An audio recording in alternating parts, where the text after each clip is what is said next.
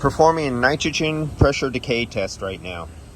Now, as you can see, I'm 1 minute and 40 seconds into this test right now, and basically there's a little bit of movement. We're kind now, if you look at this, there's a decimal point there. That's 0.1 psi, 1/10 of 1 psi.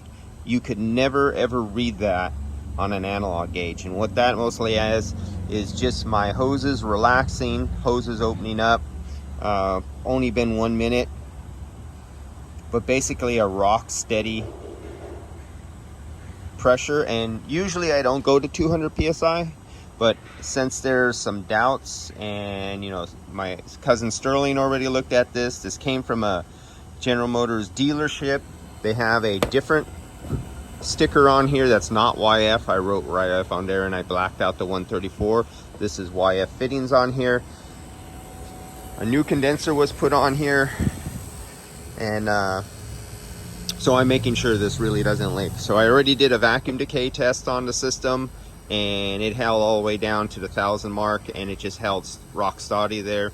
I went up to 130 psi, I went up to 170 psi, and now I'm at 200 psi. I just keep repeating the test at different steps, because you can have a leak that leaks at lower pressures and not higher pressures. You could have a leak that only leaks at higher pressures and then not lower pressures. You can have a leak that only leaks when a suction line or evaporator gets cold. It leaks. When it gets warm and the pressure goes up, it stops leaking, and vice versa with heat.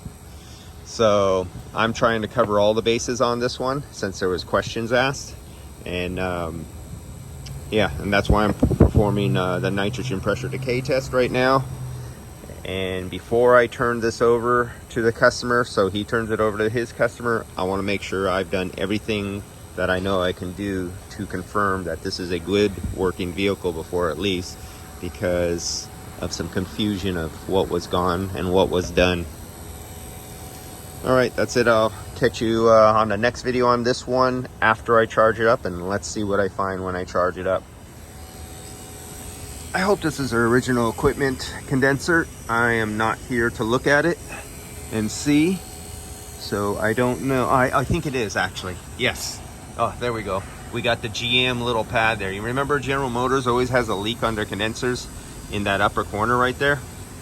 And when they give you a new condenser, they put that little silver sticky pad right over there in that corner right there. So that's it. All right.